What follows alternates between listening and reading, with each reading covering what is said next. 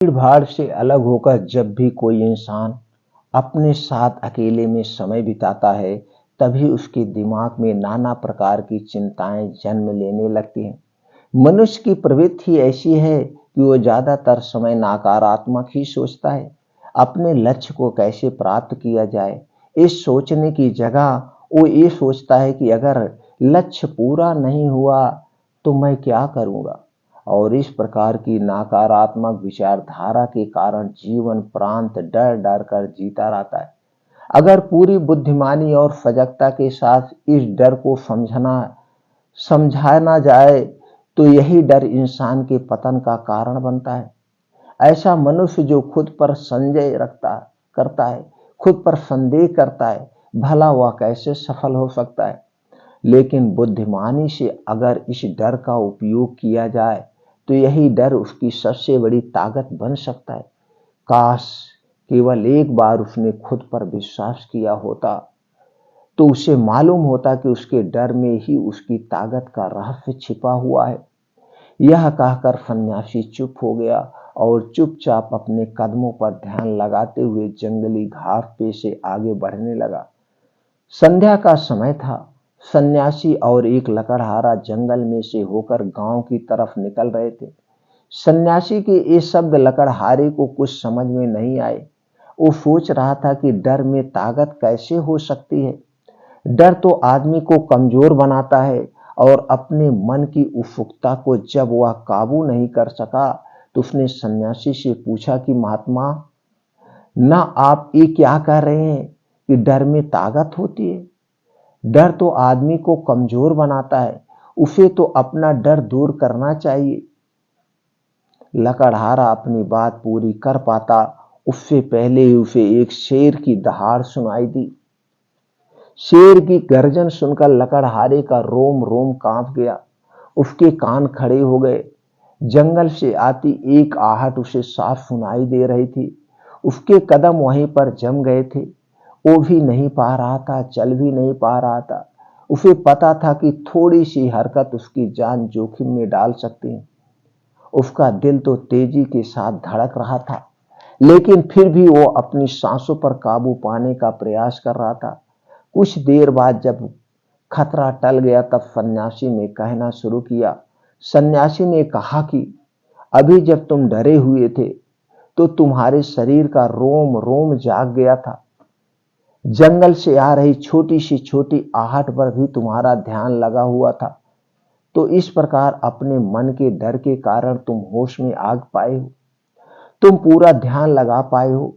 इससे पहले जब तक तुम्हारे शेर की दहाड़ सुनाई नहीं दी थी तब तक तुम अपने विचारों में खोए हुए थे। लेकिन जैसे ही तुम्हें शेर की दहाड़ सुनाई थी वैसे ही तुम्हारे सारे विचार गायब गायब हो गए। हम वर्तमान में उपस्थित हो गए। यदि तुम्हें अभी शेर से बचकर भागना होता या फिर उससे लड़ना होता तो तुम्हें अपने शरीर की वो क्षमता देखने को मिलती जो आज तक जीवन में तुमने खुद भी महसूस नहीं की होगी। जब कोई कुत्ता तुम्हारे पीछे दौड़ता है उस समय तुम्हारी जो रफ्तार होती है वो तुम्हारी आम जिंदगी से कहीं ज्यादा होती है। साधारण जीवन में तुम इतने तेज नहीं दौड़ पाओगे जितना कि एक कुत्ते के सामने दौड़ पाओगे। ये ताकत कहें कि हमारे शरीर की क्षमता भी देखने को मिलती है जब हमारा मन डर में होता है। किसी डरावनी परिस्थिति में हमारा मस्तिष्क और हमारा शरीर अपने उच्चतम श्रेणी में काम करता है। जो काम तुम आम जिंदगी में नहीं कर पाते वो तुम्हें डरा कर कराया जा सकता है। जहां पर भी तुम्हें डर का एहसास होता है वहीं पर तुम्हारी इंद्रियां पूर्ण रूप से सक्रिय हो जाती हैं।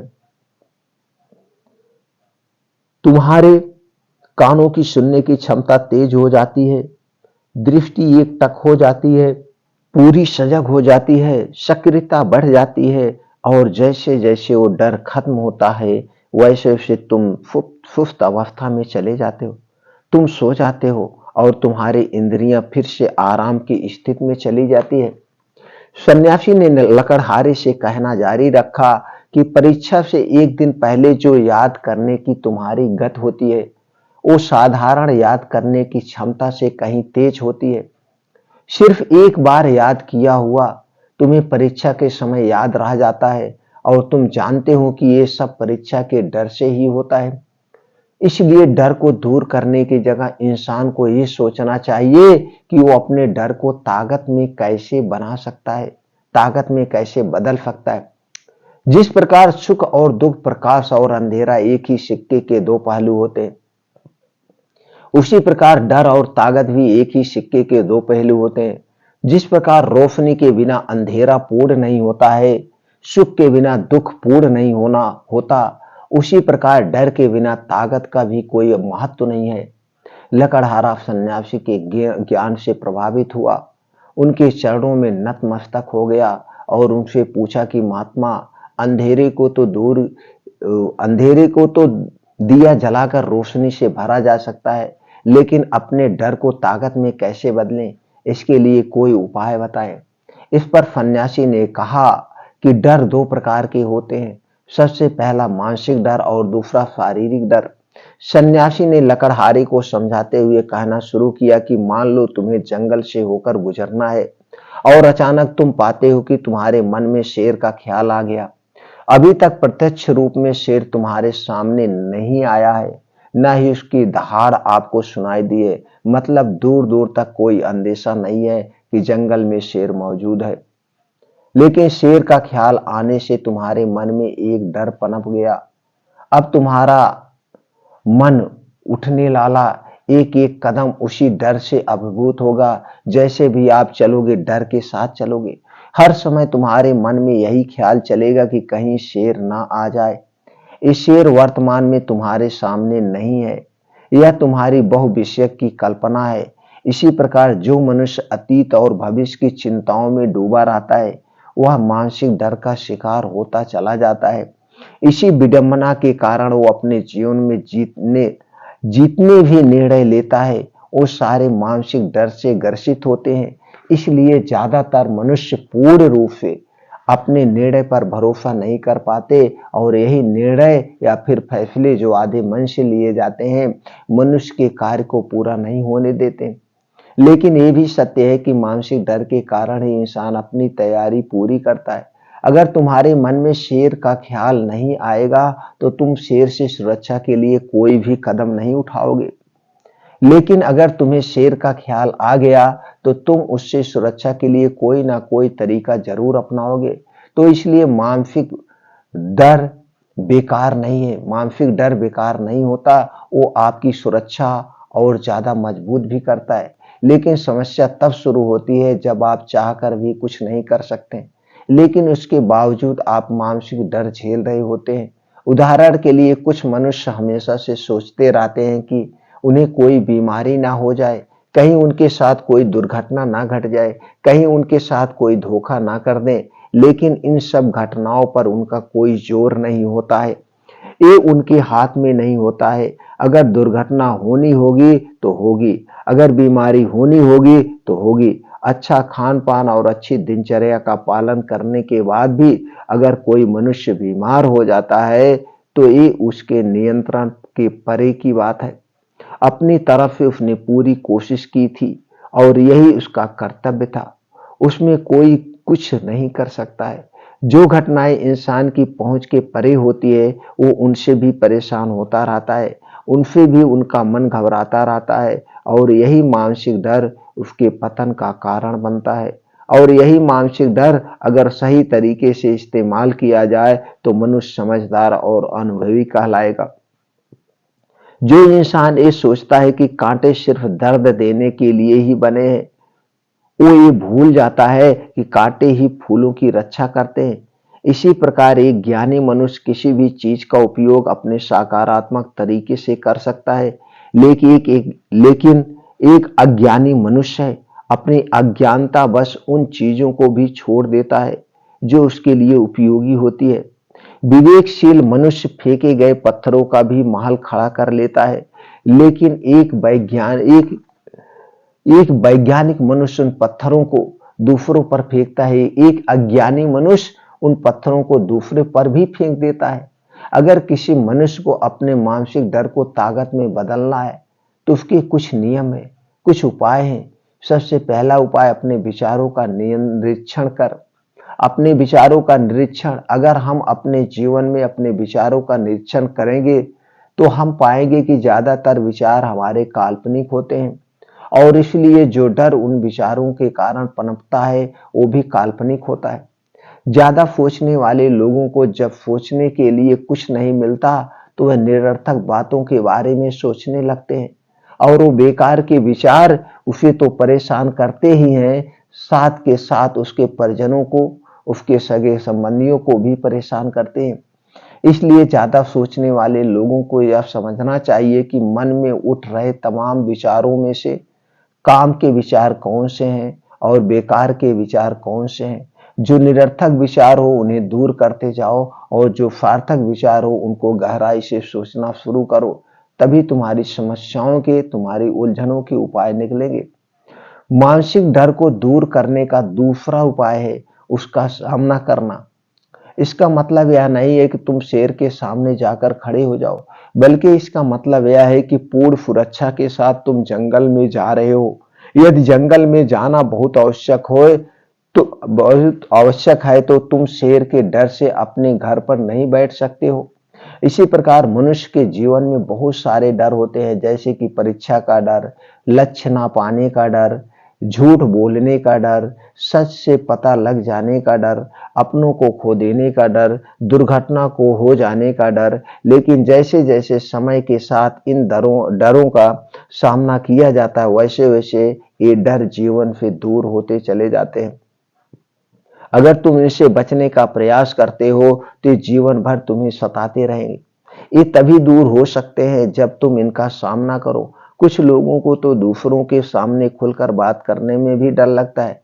ऐसे लोगों को अनजान लोगों से बात करनी चाहिए। जितना जितना ही वो लोगों से बात करेंगे उतना ही उनके मन का डर दूर होता जाएगा। मानसिक डर को ताकत में बदलने का तीसरा उपाय है अपने डर को स्वीकार करना। बहुत से लोग अपने जीवन में अपने डर को स्वीकार ही नहीं कर पाते हैं।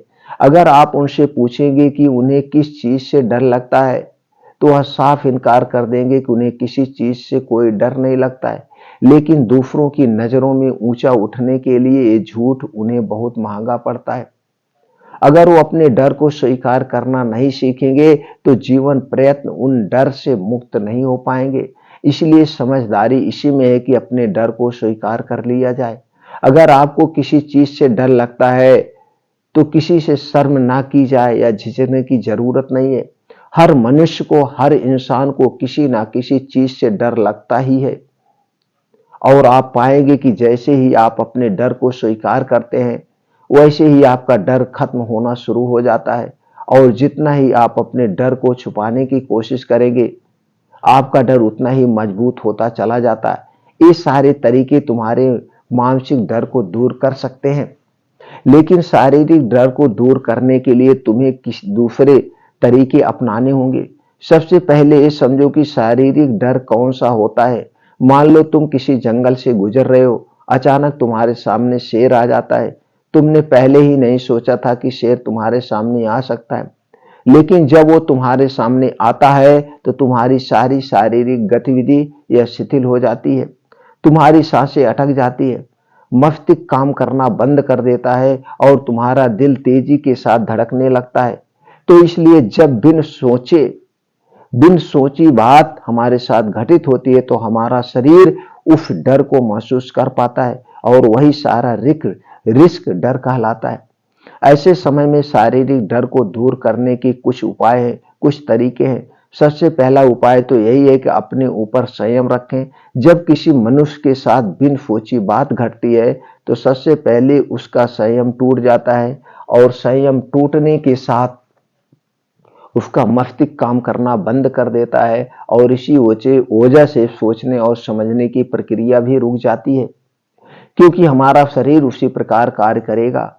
इस प्रकार हमारा मस्तिष्क उसे निर्देश देगा।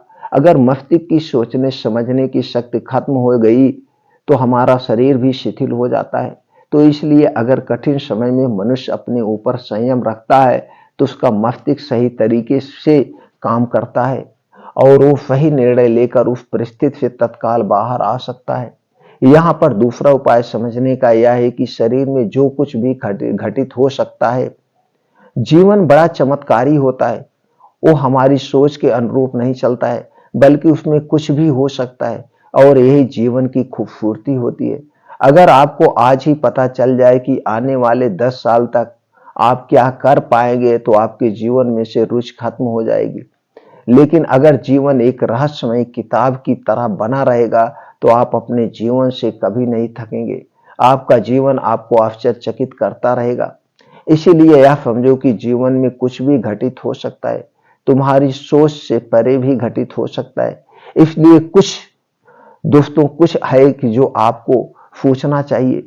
किसी सोच को लेकर सन्यासी ने अपनी बात खत्म करते हुए कहा कि इन तरीकों से तुम अपने मानसिक और शारीरिक डर को दूर कर सकते हो और आनंद से भरा जीवन जी सकते हो। तो दोस्तों कैसी लगी ये कहानी आपको, हमें कमेंट सेक्शन में जरूर बताइएगा। और दोस्तों ये कहानी ज्यादा से ज्यादा लोगों तक शेयर करिए। सब लोग इस कहानी को अपनाएं और अपने जीवन को सफल बनाएं।